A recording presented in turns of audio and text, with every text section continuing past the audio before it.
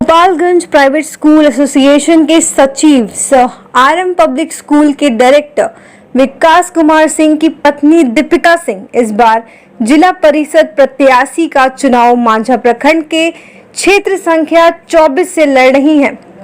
एक वार्ता के दौरान प्रत्याशी प्रतिनिधि इंजीनियर विकास कुमार सिंह ने बताया कि शिक्षा के क्षेत्र में लोगों को जागरूक करना और क्षेत्र संख्या 24 के अंतर्गत आने वाली सभी पंचायत की कमियों को दूर कर बेहतर समाज का निर्माण करना है। अगर जनता ने मौका दिया तो अच्छी शिक्षा के साथ क्षेत्र की समस्याओं को दूर कर लोगों तक सरकार द्वारा दी गई योजनाओं का लाभ पहुंचाना मेरा मुख्य उद्देश्य होगा। तो मैं आपके जनहित न्यूज बिहार के पूरी टीम को बहुत बहुत धन्यवाद कहना चाहता हूं कि आप लोगों ने अपना इस चुनावी दौर में कीमती टाइम निकाल के और हमारे पास तक यहाँ दूर तक आए। और रहा बात आपके क्वेश्चन का कि मैं एक सफल स्कूल निदेशक हूँ, मेरा स्कूल आज ज़िले में नंबर 1 आता है, इतना अच्छा स्कूल चला रहा हूँ। उसके बाद मैं राजनीति में एकाएक कैसे आया? तो देखिए, राजनीति में आना मेरा एकाएक नहीं रहा है। मैं पहले भी जिस क्षेत्र में काम कर रहा हूँ उस क्षेत्र का प्रतिनिधित्व कर रहा हूँ। आज गोपालगंज जिले में जितने भी प्राइवेट स्कूल्स हैं, एफिलिएटेड नॉन एफिलिएटेड, करीब 350 प्राइवेट स्कूल हैं। उस सारे प्राइवेट स्कूल एसोसिएशन का मैं जिले का सचिव हूँ। आपको ये जानकारी दे दूं कि जिला हैंडबॉल एसोसिएशन का भी मैं सचिव हूँ, जिला फुटबॉल एसोसिएशन का भी मैं प्रेसिडेंट हूँ, समाज सेवी के रूप में। जब भी आप देखिएगा, जब भी हमारे क्षेत्र में जब भी कोई समस्या आई है, वो बाढ़ से हो चाहे और कोई भी समस्या हो, मैं आगे आपको बताऊंगा, उसमें मैं अपने नेतृत्व का परिचय दिया हूँ। तो ये जरूर कहा जा सकता है कि चुनावी राजनीति में पहली बार आया हूँ, लेकिन जहाँ तक लीडरशिप रोल का बात है वहाँ मैं हमेशा रहा हूँ। जहाँ भी क्षेत्र को, देश को, राज्य को ज़रूरत है, समाज को ज़रूरत है, वहाँ पे मैं हमेशा रहा हूँ। कि हमारा मुद्दा कोई हवा ही नहीं है, हमारा मुद्दा एकदम सामान्य है, जो जनता की सबसे ज़रूरत की चीज़ है। एक सबसे मतलब प्रश्न ये है, मैं जो काम कर रहा हूँ आखिर प्राइवेट स्कूल की ज़रूरत क्यों पड़ी? आज हमारे स्कूल में 2000 से ज़्यादा बच्चे पढ़ते हैं। क्या इतने ही बच्चे हैं अपने आसपास में? अगर इस स्कूल में नहीं पढ़ते हैं तो जो बाकी बच्चे नहीं पढ़ते, क्या उनकी शिक्षा सही ढंग से हो रही है? क्यों नहीं हो रही है? हमारे सरकार के पास इतने सारे हर एक पंचायत, हर एक गांव में विद्यालय है, पंचायत में हाई स्कूल्स है, तब भी हमारे यहाँ शिक्षा का स्तर क्यों इतना नीचे गिरा हुआ है?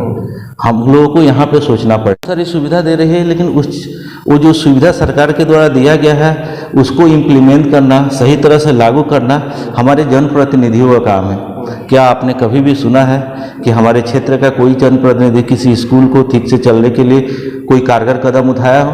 ये जनप्रतिनिधि का काम नहीं है। एक जिला पार्षद का काम केवल रोड बनवाना नहीं होता है, ये तो हमारा मुखिया भी कर रहा है। ये सब हमारा क्षेत्रीय डेवलपमेंट का बात है, पंचायत स्तर पे भी हो सकता है। मैं हमेशा से ये सोचता हूँ कि जब भी नेतृत्व की बात आती है, किसी भी पद के लिए हो, एक शिक्षित नेतृत्वकर्ता की जरूरत होती है। शिक्षित के साथ साथ अगर युवा आता है तो उसमें काम करने का जोश होता है, उसके पास एक लंबा टाइम होता है, वो अपने चीज़ों को प्लान कर सकता है।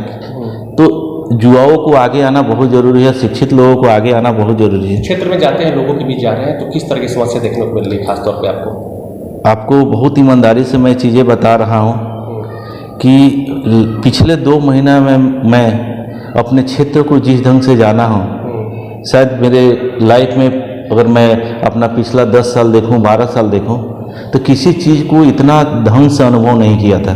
कभी कभी अफसोस होता है कि हमारे क्षेत्र में लोगों का जीवन यापन अभी भी इस निम्न दर्जे का है।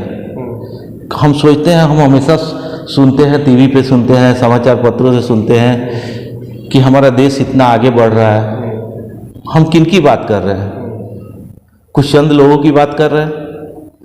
हम क्यों नहीं गांव में बसे हुए उन लोगों की बात कर रहे हैं जिनके पास अभी भी मूलभूत ज़रूरत की चीज़ें नहीं हैं। चलिए विकास जी, चुनाव काफी करीब है, ऐसे में आप किस मुद्दे के तहत, किस चुनावी मुद्दे को लेकर आप चुनावी मैदान में जाएंगे? लोगों की क्या अपनी बात रखेंगे? हमारा मुद्दा सबसे, अगर समाज को आगे बढ़ाना है तो शिक्षा का स्तर उठाना होगा। एक एक बच्चे के पास शिक्षा, सही शिक्षा पहुंचनी चाहिए, चाहे वो सरकारी स्कूल के माध्यम से हो। लगता है कि शिक्षा होगा तो रोजगार ऑटोमेटिक आ जाएगा? शिक्षा होगा तो मैं भी इसी क्षेत्र से हूँ। मैं किसी बड़े घर का नहीं हूँ, मैं लोअर मिडिल क्लास फैमिली से हूँ। मेरे माँ बाप ने मुझे शिक्षित किया और मैंने अपने लिए रोजगार लिया और साथ में इतने सारे लोगों को रोजगार भी दिया हूँ। तो मेरा पहला मुद्दा है शिक्षा, दूसरा मुद्दा है स्वास्थ्य। क्षेत्र से जुड़े क्षेत्र में रहने वाले हर एक लोगों को सही स्वास्थ्य की सुविधा होनी चाहिए। हमारे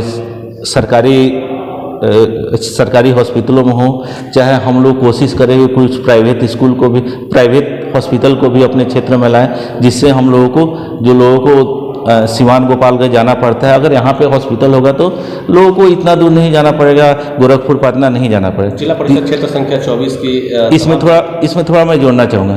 तीसरा चीज़ मेरा रोजगार है। आज हम लोग हमेशा समाज में बात करते हैं कि गांव में बहुत सारे बेरोजगार युवा घूम रहे हैं, उनके पास कोई काम नहीं है। क्या किसी राजनेता ने इसके बारे में सोचा है? सारा काम केवल सरकार का तो नहीं हो सकता है, कुछ हम लोग अपने लोकल स्तर पे भी कर सकते हैं। लोकल स्तर पे क्या कर सकते हैं, इसके लिए ऑलरेडी मेरे पास एक ब्लूप्रिंट है। मेरे क्षेत्र में 7 पंचायत आता है, 7 पंचायत के लिए मेरे पास ब्लूप्रिंट है। मैं चाहता हूं कि अपने पंचायत में, अपने क्षेत्र के 7 पंचायतों को अलग अलग छोटे रोजगार के लिए मैं उसको चिन्हित करूं। उसमें जो भी हमारे बेरोजगार युवा हैं उनको मैं किसी न किसी खास क्षेत्र के लिए ट्रेन करूं और उन लोगों को उससे रोजगार प्रोवाइड कराया जा सके।